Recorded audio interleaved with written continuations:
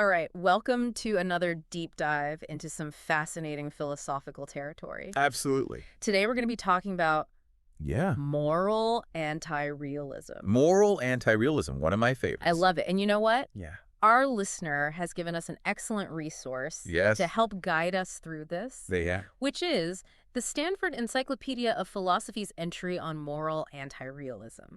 It is, as you said, an excellent entry. A truly great one. It really is. Comprehensive, deep, Yeah. thoughtful. So what we're going to try to do today is unpack, I guess, some of the core ideas Yeah. of moral anti-realism Absolutely. and try to clarify its different forms and really understand what's at stake in this debate. Yeah. What are the implications of Yeah. accepting one of these various forms of moral anti-realism?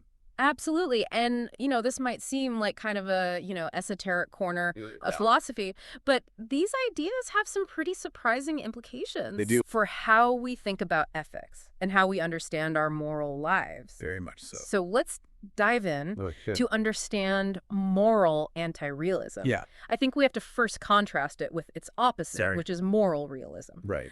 So when we're talking about the difference Yeah. between these two things, Yeah. what is the fundamental difference? Well, I think the fundamental difference is that moral realism claims that there are these things called moral properties, like goodness, badness, rightness, wrongness, and that those properties are objective. Okay. They're out there in the world, independent of what we think about them. So if realism says that moral facts are out there, Yes. then moral anti-realism, broadly speaking, denies Denies that, that yes. that's the case. Yeah. But as the entry points out, it's not a single unified Well, denial. No, it's not. Like even defining realism and anti-realism Right. is a little tricky. Right. It is. And in fact, Crispin Wright, who's quoted in the entry, points out that the very notion of realism has become fragmented. So, to say I am a realist about, say, ethics, it doesn't tell us nearly as much as it used to. Agree. Because there's so many different ways to Right. be a realist. Right. And yeah. to understand what realism amounts to. Yeah, because the word itself is contested. It is. Very much so. Okay. So this suggests, of course, that moral anti-realism Yeah. is not simply one position either. Right. It's a family of positions, It is, yeah. as we're going to see. And it's helpful, I think, to note Yes. that terms like anti-realism, non-realism, irrealism Yes. are generally interchangeable. Those are, yes. Right. Those are all more or less synonyms. Okay. And that's helpful. Helpful. Helpful, yes. You don't have to keep track of 3 different words meaning the same thing. Yeah. But then we have quasi-realism, We have quasi-realism. which the entry distinguishes as its own kind of Its own thing. thing. And maybe we'll come back to that a little bit later. Yeah, we will, in connection with non-cognitivism Yeah. in particular. Yeah, okay, so the Stanford entry Yes. gives us, I guess, 3 main ways to be a moral anti-realist, It does. right? It does. So Yeah. kind of 3 paths. 3 paths away from moral objectivity. Yeah, that lead us away from moral objectivity. That's right. So they are moral non-cognitivism. Yes. Moral error theory. Moral error theory, that's right. A moral non-objective. Moral non-objectivism, yes. So let's take these one at a time. Okay. Starting Yeah. with moral non-cognitivism. Yes. What is the Yeah. sort of core idea driving this view? Well, the core idea here is that when we make moral judgments, Yeah. like stealing is wrong, we are not actually trying to state a truth. Correct. We are not expressing a belief that could be true or false. Okay. In the same way that, if I said, the sky is blue. I would be expressing a belief Right. that could be true or false. Okay. But the non-cognitivist says, no. When you say stealing is wrong, you're doing something different. Right. Because on the surface, it really sounds like, It does sound like it, doesn't it? yeah, It sounds just like you are stating a fact. it does. And the non-cognitivist has to give us an alternative interpretation Yeah. of what's going on when we make these utterances. Right. And one very famous suggestion, due to A.J. Ayer, is that to say stealing money is wrong is really just to say something like stealing money with a particular tone of voice. It's to express your disapproval Okay. of stealing money. So the is wrong part Yeah. is not actually referring to a property That's right. in the world. That's right. It's It's just, not referring to anything, yeah. just an expression of disapproval. Okay, so I guess then if we're not actually Yeah. making a factual claim Yeah. about wrongness, then the whole question of whether wrongness exists objectively Yeah. just kind of disappears for the non-cognitivist. It disappears, that's right. Yeah. Because if moral judgments Yeah. aren't truth apt, if they're not the kind of thing that could be true or false, Right. then questions about the existence and objectivity of the properties Yeah. they seem to refer to Yeah. just don't arise. It's a way of sidestepping the metaphysical debate altogether. Okay, so the entry mentions a Yeah. few different kinds of non-cognitivism. Yes. We have expressivism. Yes. We have prescriptivism. That's right. What's the difference there? So expressivism, Ayer's view, is a form of expressivism. Okay. The idea is that moral judgments are expressions of our emotions or attitudes. Prescriptivism, on the other hand, a view that's associated with people like Carnap and R.M. Hare, Okay. argues that moral judgments are more like commands. Oh. So to say stealing is wrong is really to say something like don't steal. It's a command. Gotcha. And Hare added to this the idea of universalizability. So when you issue one of these commands, Yeah. it's not just, I don't want you to steal from me. Right. It's no one should steal from anyone Okay. in relevantly similar circumstances. So there's a layer of consistency then There is. with those commands. There is, that's right. Okay, and then the entry also mentions Yes. these mixed theories. It does. How do those fit into all this? So mixed theories are an attempt to sort of bridge the gap Okay. between this idea that moral judgments express something non-cognitive, like an emotion Okay. or a command, and the fact that they look an awful lot like statements that could be true or false. Right. So they have kind of like two elements. They seem to have both, and this is something that people like Stevenson and more recently, people like Kopp and Schroeder and Svoboda have explored. Okay. So the idea is that, look, when I say that was a cruel thing to do, maybe what I'm doing there is I'm asserting that, that action caused unnecessary suffering. Okay. That's a factual claim. Right. But I'm also expressing my disapproval Okay. of causing unnecessary suffering. So it's both. It's both. Descriptive and evaluative. It is. Okay. That's the idea. Makes sense. So Yeah. what are some of the reasons why someone might find non-cognitivism appealing? Okay, so, one reason is that non-cognitivism, seems to offer a pretty good explanation for why moral judgments seem to motivate us to act. Okay. Right? If to say stealing is wrong is simply to express your disapproval Yeah. of stealing. Yeah.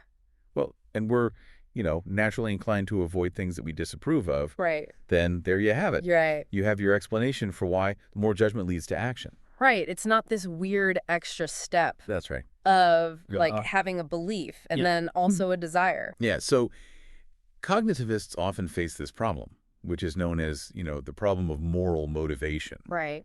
Which is, if you think that to believe that something is wrong is just to have a belief, Yeah. well, then why does that belief motivate you to act? Yeah. Don't you need a separate desire Right. to do what's right? Yeah. It doesn't seem to follow. It doesn't seem to follow. That's right. Whereas the non-cognitivist doesn't have that problem. Right. Non-cognitivism has a much kind of more straightforward And yeah, it's much more straightforward account. account of that. Yeah. What else? Well, another advantage is that it might offer a better understanding of why moral disagreements can be so intense, Okay. right? And Yeah. seemingly intractable. Yeah. If moral debates Yeah. are fundamentally clashes of attitudes or values, Mhm. rather than disagreements about objective facts, Yeah. then it kind of makes sense. Yeah, it makes sense. Why? Yeah. Yeah, they can't be resolved. Yeah, and why they feel so personal. Yeah. Right. Yeah, it's like, You're calling into question my whole way of life, yeah. my fundamental values, Right. when you disagree with me morally. Yeah, it doesn't feel that's- like we're just yeah. disagreeing about some fact. It doesn't feel like we're disagreeing about, whether or not the earth is flat or round, Yeah. right? It feels much deeper than that. It feels like who we are as people. It does, that's right. Yeah. So non-cognitivism offers a potential explanation for that. Right. And then, a third point in favor of non-cognitivism is it helps to explain Yeah. our general discomfort with the idea of moral experts. We defer to experts all the time, right? Yeah. I mean, I'm not going to try to do my own brain surgery, Right, right? yeah. I'm going to go to a neurosurgeon. Absolutely. But the idea of someone being an expert about what's morally right or wrong Yeah. often feels unsettling, Yeah. right? And so non-cognitivism gives us an explanation for that. Mm. If moral judgments are just expressions of our attitudes or commitments, Yeah. then, who are you to tell me what my attitude should be? Right. Right. Yeah. It's my attitude. It's not about getting the fact right. Yeah, it's not about getting the facts right. Right. It's about It's about how I feel. how I feel about it. Yeah. So non-cognitivism can explain that. Okay, that's a good case for non-cognitivism. Yeah. But the entry also raises, I think, a pretty big challenge It does. for the view, this Yeah. thing called the Frege-Deitch problem. Yes, the Frege-Geach problem. So explain that one. All right, so the Frege-Geach problem is all about how non-truth-apt moral statements can function in more complex sentences Okay.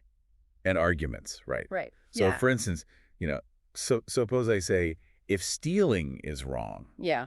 then encouraging stealing is wrong. Right. That seems like a perfectly fine... Conditional. Yeah. Right. Right. I mean, it seems true. Right. But now the non-cognitivist Yeah. seems to have a problem. Yeah. Because if stealing is wrong, isn't really stating a truth, Yeah. what is this if doing there? Right. Right. Yeah. What kind of connection is being asserted Right. in that conditional? Yeah. It's like we're trying to use a tool Yeah. that's not designed for the job. That's a good way to put it, yeah. Yeah. So how have non-cognitivists tried to get around this? Well, so this is where the quasi-realist program comes in. Okay. So quasi-realism is championed most famously by Simon Blackburn. Okay.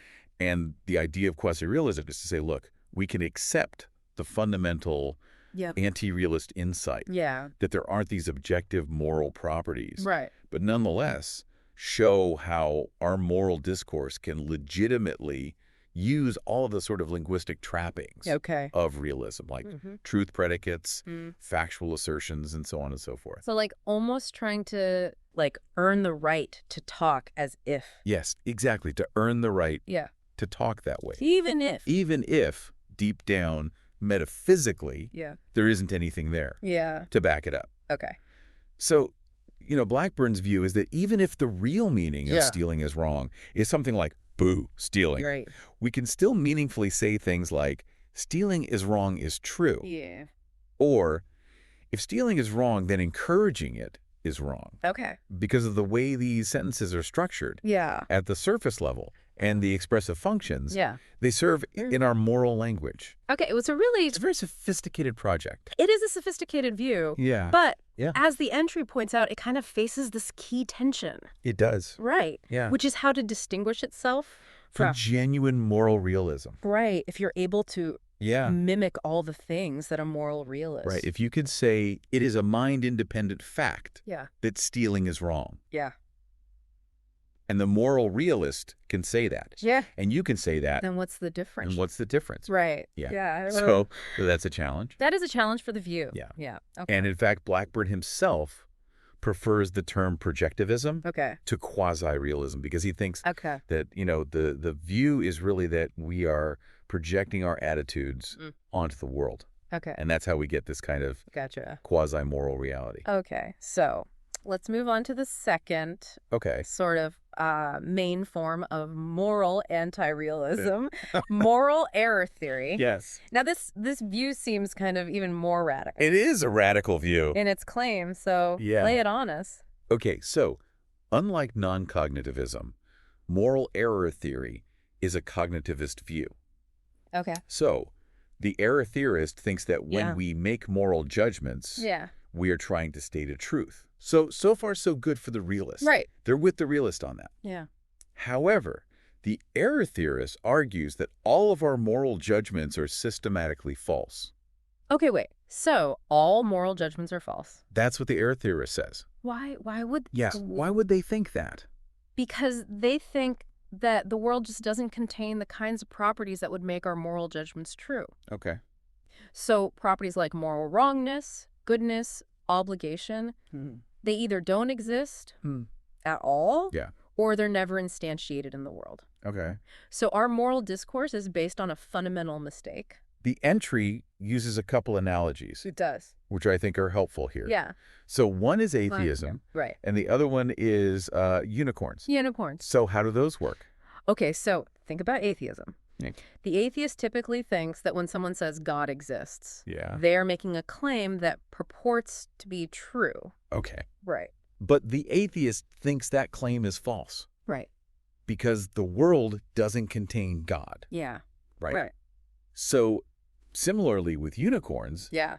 if I point to, a horse Yeah. and I say, that's a unicorn, Yeah. that's a false claim Right. because there are no unicorns. Yeah. And the error theorist is saying the same thing about morality. Okay. They're saying, look, when you say stealing is wrong, Mm. you're asserting that the act of stealing has this property of moral wrongness, Right. but there's no such property, Mm. or it's not instantiated by anything. Okay. So that claim is false. So it's not that the concept of, moral wrongness is Yeah.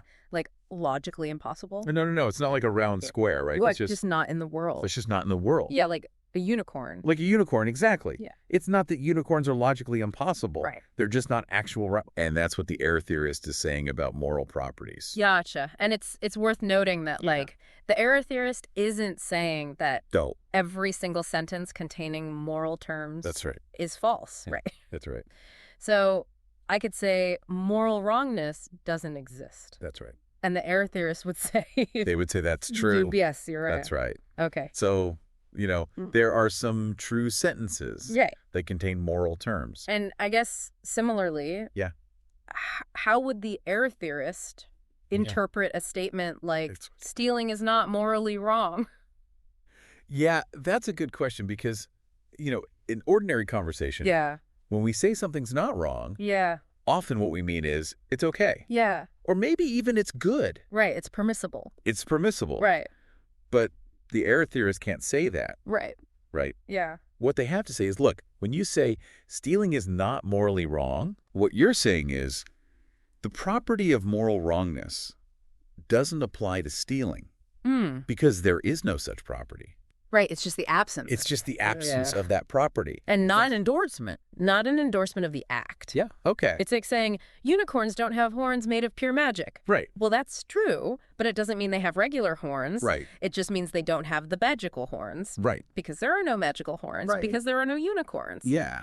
So that's the error theorist's take on that kind of statement. But so the entry also mentions some Yeah. pretty interesting implications of error theory, It does. like moral fictionalism Yeah. Moral fictionalism. and moral abolitionism. Yeah. What are those? Okay, so moral fictionalism Yeah. is the idea that we can continue to use moral language Okay. and engage in moral discussions, Yeah. but without actually believing in the truth of the moral claims we're making. It's like, when you read a work of fiction Yeah. and you get all caught up in the story Yeah. and you think about, what the characters should do and shouldn't do, Right. but you don't actually think that those characters exist. Right. So we would be talking about good and bad as if they were real, but in the back of our minds, knowing they're not. Yeah, that they're just useful fictions. Right. That's the idea. And this is a view that's been defended by. Yeah, people like Calderon and Joyce have defended this view. Okay. And then moral abolitionism. Yeah, so moral abolitionism, which sometimes called eliminativism, Yeah. is a more radical view. Okay. It's the view that we should try to eliminate moral talk altogether. Wow. Really? Really? So just Yeah. stop talking about morality. Well, so Wow. the abolitionists will grant you that it might be very difficult Yeah. to do that. But they'll say, look, it's based on a mistake. It's based on this fundamental error. Yeah. And so we'd be better off without it. Wow. That's the abolitionist view. Yeah. Richard Garner is someone who's defended this view. Okay, so that's a pretty It is radical conclusion. It is a radical view. Yeah, so what's the Yeah. core argument Yeah. for error theory? Okay, so the standard argument for error theory has two main steps. Yeah. The first is a conceptual step Okay. where the error theorist tries to show that our moral discourse, the way we talk about morality, Yeah. inherently commits us Yeah. to a certain kind of world, Okay. namely a world populated by these instantiated moral properties. Right. And then there's the ontological step, Okay. where the error theorist argues that the world is not that way. Right. It just doesn't contain those properties. And the entry points out It does. that this famous argument from Queerness Yeah. by John Mackey John Mackey. is sort of a It's a central central. part of the ontological step. Yeah. That's right. So what's so queer about moral properties? Well, Mackey argues that objective values, if they existed, would have to be metaphysically very strange. Okay. So he thinks that moral facts, if there were such things, Yeah. would have to be intrinsically motivating. Hmm. In other words, they would have to somehow compel us to act Okay. in certain ways, Okay. and that the reasons that they provide for action Yeah. would be independent of our desires Yeah. Okay. and inclinations. Okay. And that just seems really weird. Right. So the idea that there's this ought out there Yeah. that doesn't depend on anything about us. Yeah, on our desires. Yeah. That's what he finds queer. Yeah. Now, he contrasts this Yeah. with a human view of motivation, Okay. where the human says, look, all of our reasons for action ultimately stem from our desires. Okay. So if I have a reason to, drink this water, Yeah. it's because I desire to quench my thirst. Right. But morality often seems to demand things of us.